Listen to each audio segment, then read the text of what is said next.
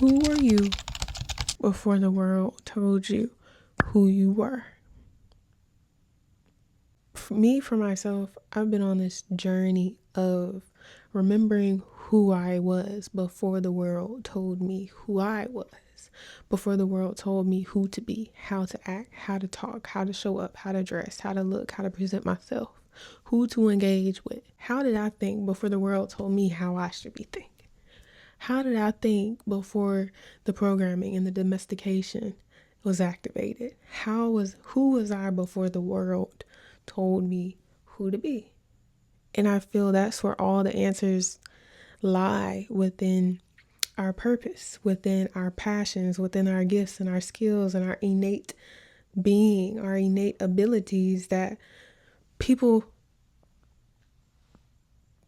attempt to teach us, or really that society strips us of and robs us of. I think about the whole self-development journey, the journey of healing yourself, and the journey of self-love, and the journey of what is it? I don't know what it's called verbatim, but just undoing the trauma, healing your trauma, your childhood trauma. And honestly, I feel attempting to heal what has already came and went is more destructive than pursuing who you know you are, pursuing the version of yourself that you want to be.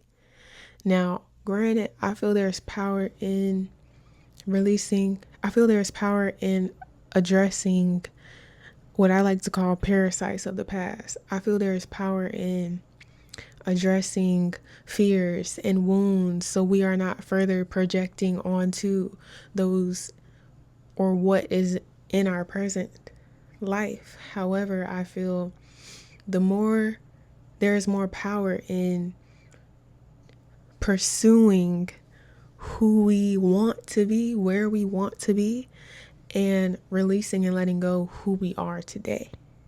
Right? Now, stick with me. I feel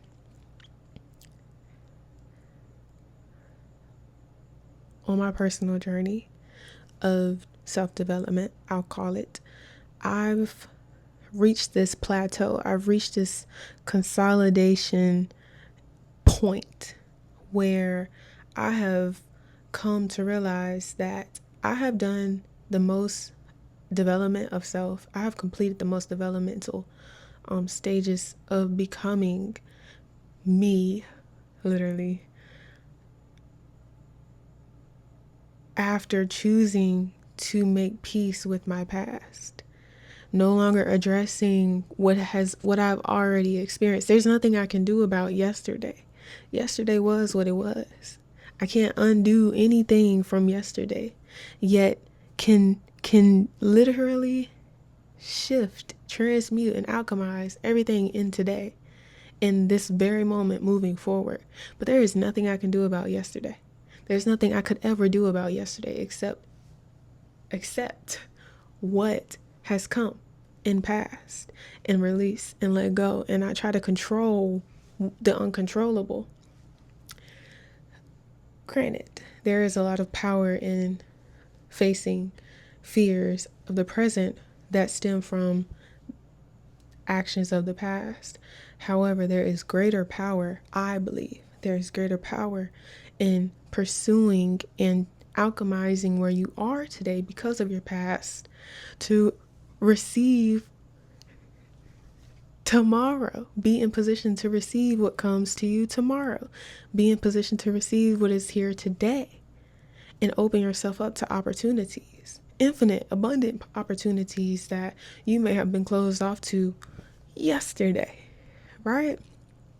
And so I just feel I've reached this point where,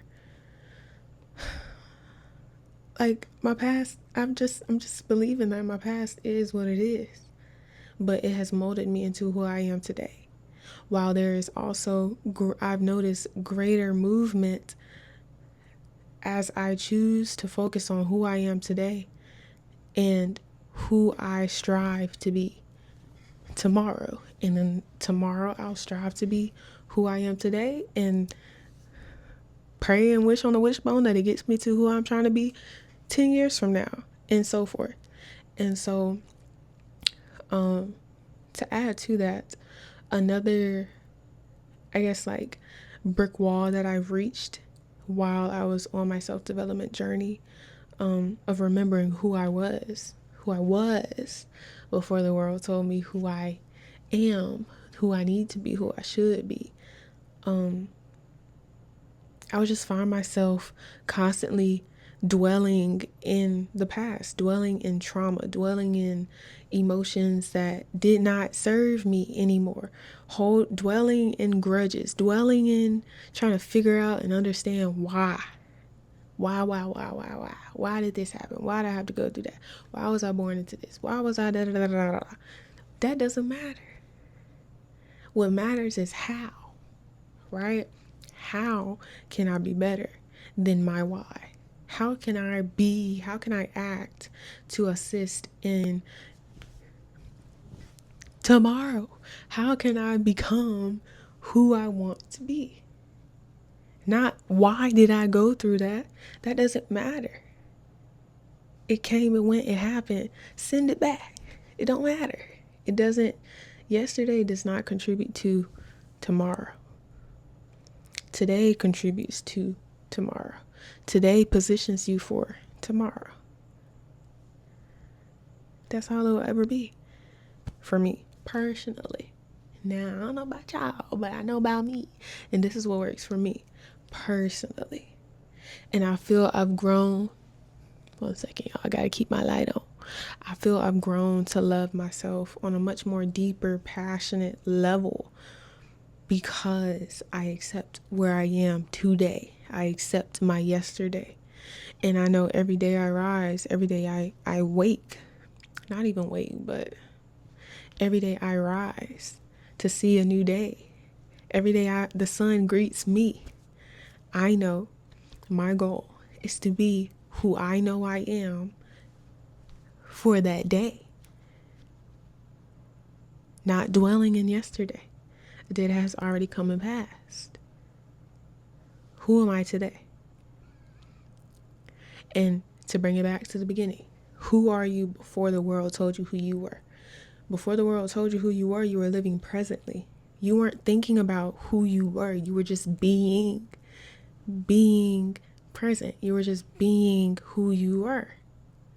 Not thinking about yesterday. Not thinking about who you're going to be tomorrow. Not thinking about those goals that you have for yourself. You were just being. And I feel that's the power of presence. Presence allows you to be. And if you're not being, then you are overthinking. You are doing way too much. You are doing too much because you are always enough for where you are today. Right? But that's my TED Talk. I need some sunshade. That's my TED Talk. Thank y'all for tapping in. I need some shade. So, I'm going to catch y'all on another day. Peace. We out.